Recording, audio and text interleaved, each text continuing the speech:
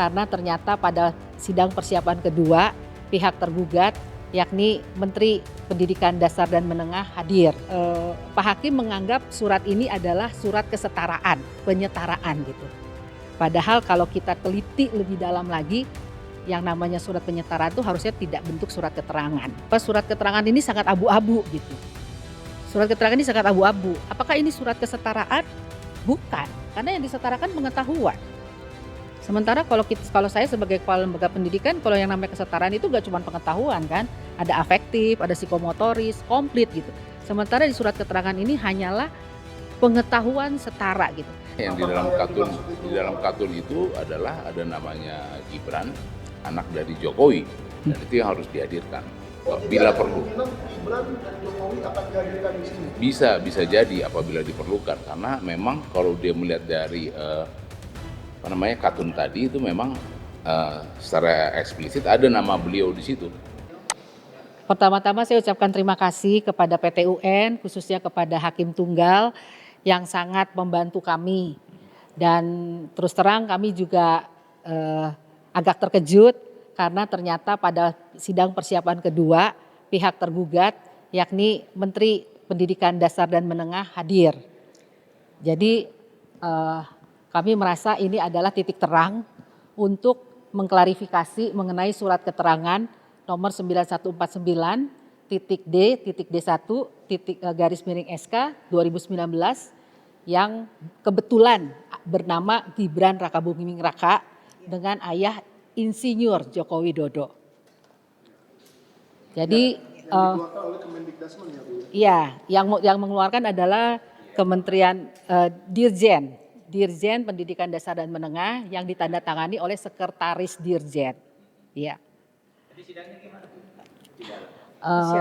Saya juga berterima kasih nih sama teman-teman saya, para kuasa hukum, Pak Andre, Pak Coki, Pak Jimmy yang sudah membantu agar perjalanan kami untuk meraih putusan yang terbaik bisa terjadi.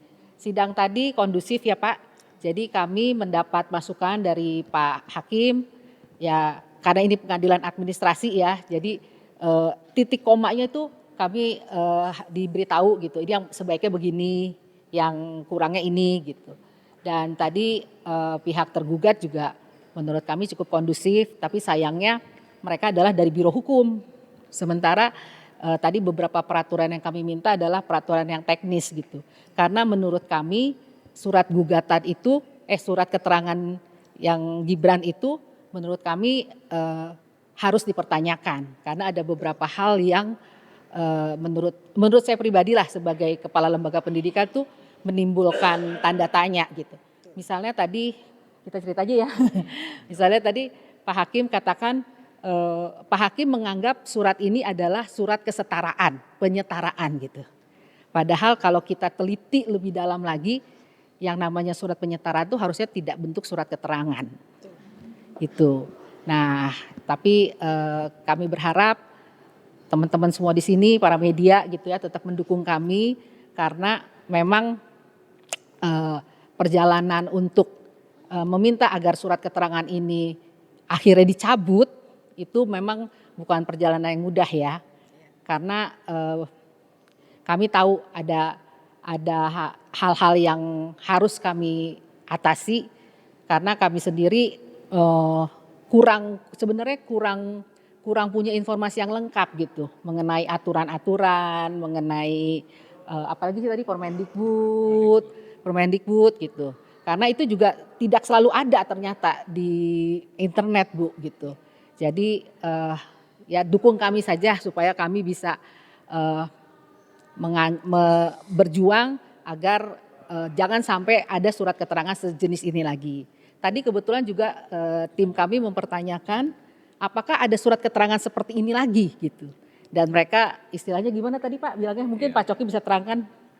Ya jadi surat itu tadi kita minta apakah ada turunan lain yang dari katun tadi yang dikeluarkan oleh Dirjen Dikdasmen ya. Dan itu ternyata mereka tidak berkapasitas menjawab itu karena soal teknis dan itu harus dikoordinasikan kepada kementerian. Dan kita tahu kementerian ini kan nomenklaturnya sudah berubah dari Dirjen Dikdasmen, dan ini sudah menjadi kementerian, jadi sudah terbagi jadi 3 kementerian.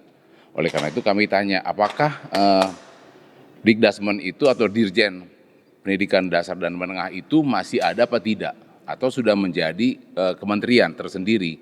Supaya kami pun selaku penggugat akan tahu apakah memang sekarang ini Dirjen itu tidak ada atau sudah menjadi kementerian Dikdasmen, supaya kita tahu soal legal standing kita menggugat objek perkaranya apakah yang masih dikeluarkan oleh Dikdasmen atau mengatasnamakan atau menjadi kementerian Dikdasmen, yang sebenarnya tadi sudah dikatakan oleh Bu Mercy adalah yang ditandatangani oleh Sekdirjen, Sekretaris Jenderal Dikdasmen. Itu juga menjadi pertanyaan supaya nanti kami lebih fokus soal siapa yang akan kami gugat, karena apakah Menteri Dikdasmen atau memang masih ada yang namanya Dirjen.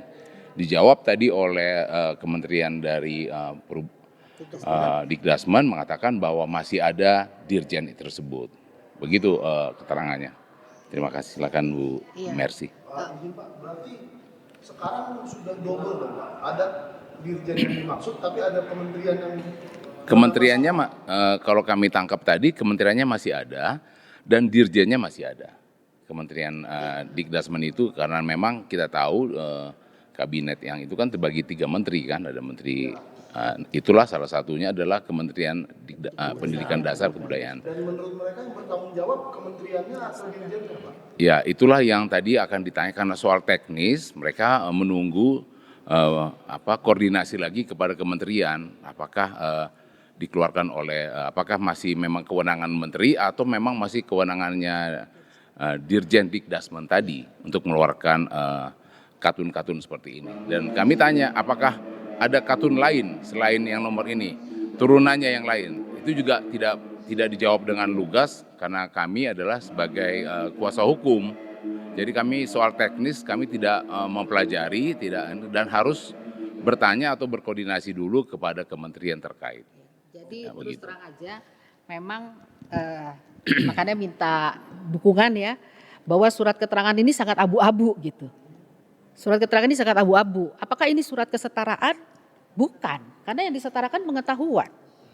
Sementara kalau saya sebagai kepala lembaga pendidikan, kalau yang namanya kesetaraan itu gak cuma pengetahuan kan, ada afektif, ada psikomotoris, komplit gitu. Sementara di surat keterangan ini hanyalah pengetahuan setara gitu. Tapi tadi ada yang bagus ya, mungkin Bang Andre bisa ngobrol yang tadi yang Pak Hakimnya bilang pasti ada ijazah kan, coba ceritain. Iya.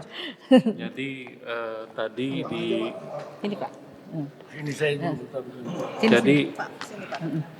jadi Majelis Hakim memberitahukan kepada para pihak bahwa surat keterangan ini pasti dong ada turunannya.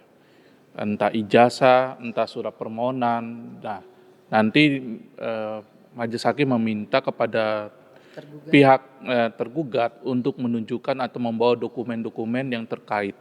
Karena tidak mungkin adanya surat keterangan ini langsung dimunculkan tanpa ada permohonan atau lampiran terkait dengan surat keterangan atau ijazah dari luar negeri.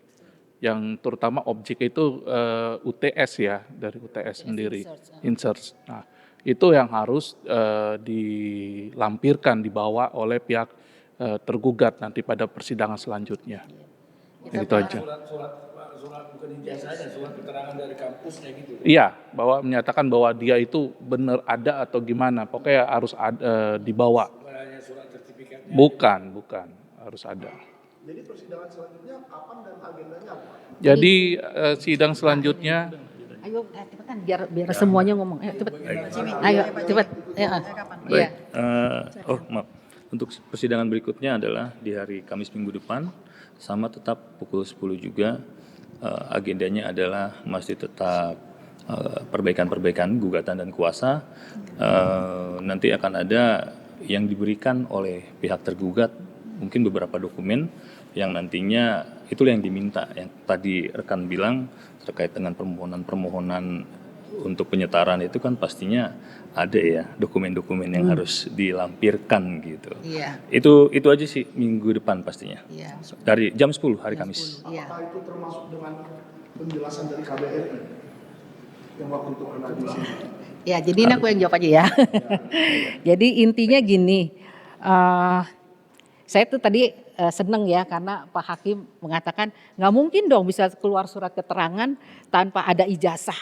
Nah, dan jujur Li ya, saya ngelihat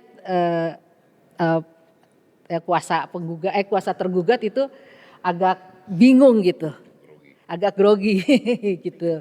Jadi memang yang pasti ya kita akan minta dasar penerbitan surat keterangan ini apa gitu loh. Walaupun mungkin untuk tahap ini kita masih bergelut di bidang formil ya, artinya peraturan belum masuk pokok perkara gitu. Karena dari tadi saya berusaha untuk masuk pokok perkara, tapi Pak Hakim, oh ini formil dulu gitu, hanya formil. Jadi kita bicara Permendikbud, bicara undang-undang, bicara ya yang apa namanya yang masih formil lah gitu. Makanya karena itu kami mohon dukungan dari kita semua ya, bahwa sebenarnya kami ini berjuang untuk next generasi gitu loh, generasi selanjutnya gitu. Bahwa yang namanya pendidikan itu harus jelas gitu. Kalau memang lulus, katakan lulus, buktikan gitu. Bahwa ada sertifikatnya atau tadi yang seperti dikatakan ada ijazahnya gitu loh. Nah masalahnya kan kita belum pernah melihat ijazahnya. Ijazah kita ngomong yang grade 12 nih ya, yang SMA gitu. SMA itu kan harus sesuai dengan standar Indonesia. Ya, jadi bukan SMA luar negeri gitu. Kalaupun dia misalnya di luar negeri menganggap bahwa dia sudah selesai, ya dia harus buktikan bahwa sebenarnya yang kita minta adalah dia memang benar-benar punya kapasitas atau punya kompetensi sebagai lulusan SMK ya, dibilangnya kan setara dengan SMK.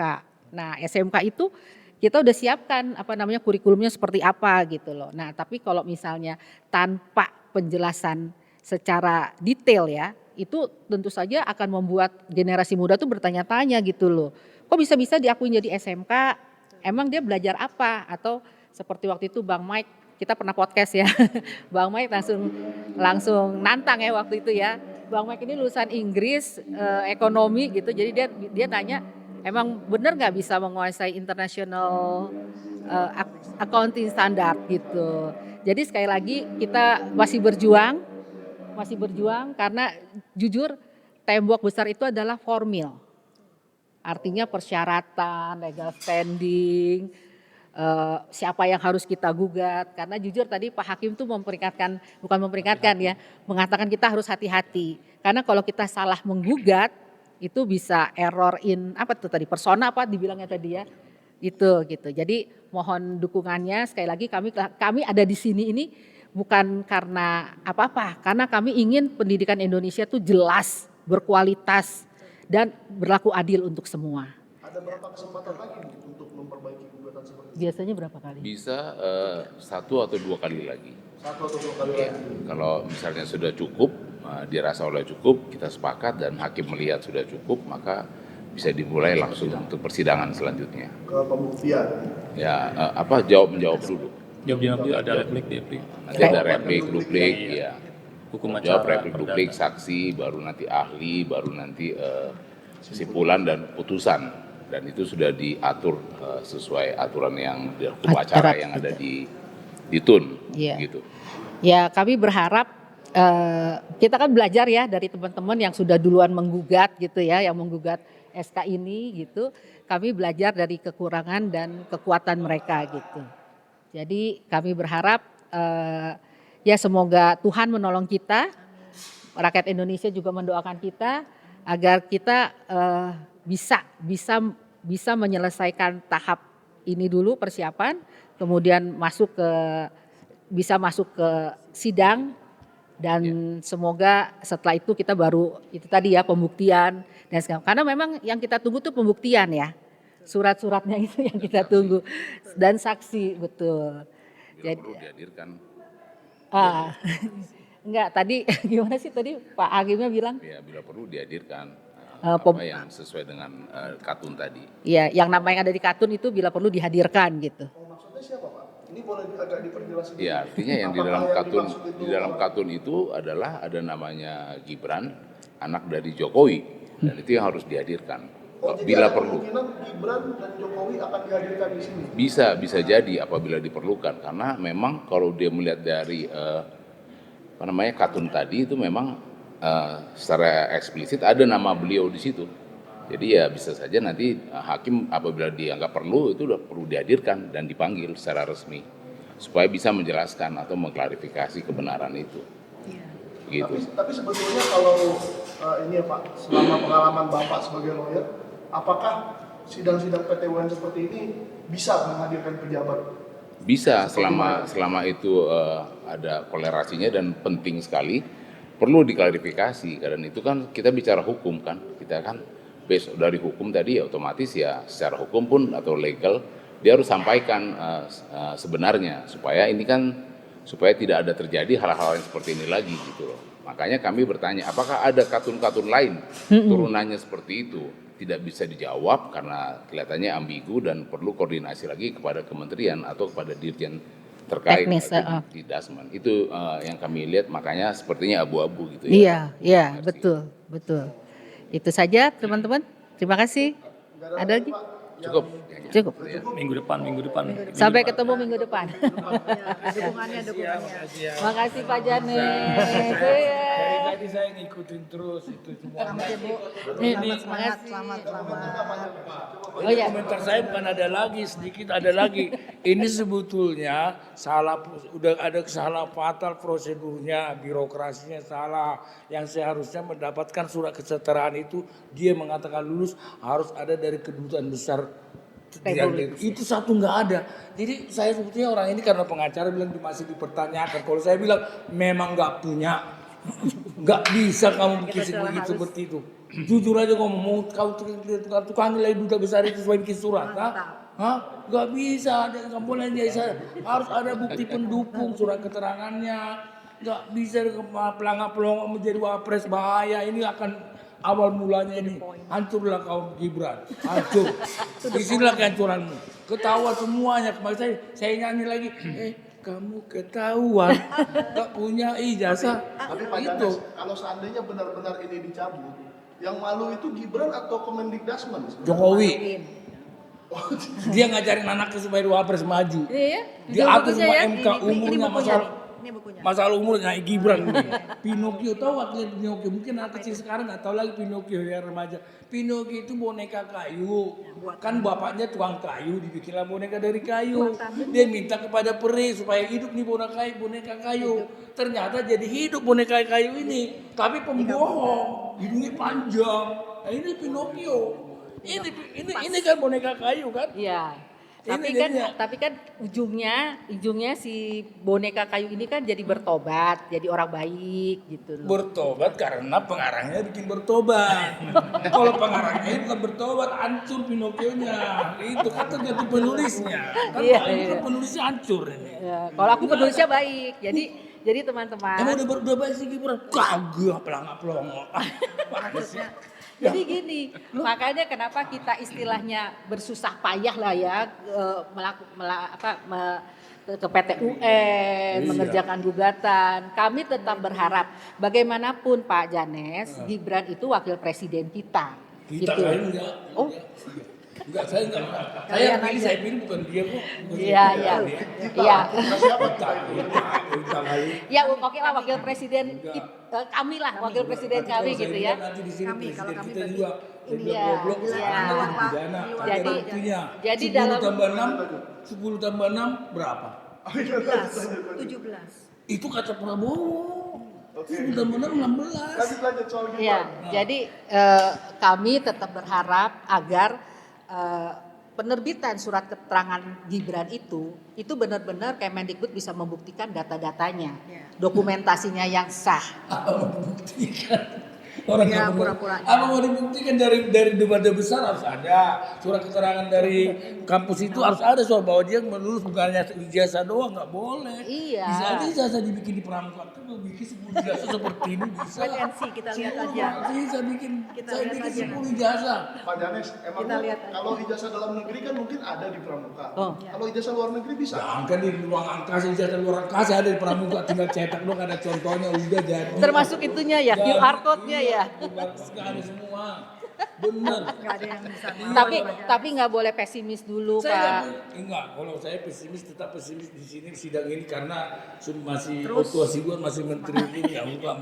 Masih ada, masih pesimis kita walaupun Iya, kebenaran itu udah Jadi ada. mau ngomong apa ke Bang Oto? Bang Oto, ingat Bang Oto ya, kebenaran itu tidak pernah kalah oleh kebohongan. Walaupun manusia selalu membenarkan kebohongan, ingat itu. Amin, amin, amin, amin, amin, amin. Lagi mau closing statement atau cukup? Ya, closing statementnya sekali lagi kami tidak bersentuhan dengan politik, ya. Itu digarisbawahi. Kami tidak bersentuhan dengan politik karena yang menggugat adalah saya selaku kepala lembaga pendidikan gitu. Nah, sebenarnya kalau boleh jujur, itu sudah banyak teman-teman saya yang kepala lembaga pendidikan juga menghubungi saya gitu loh.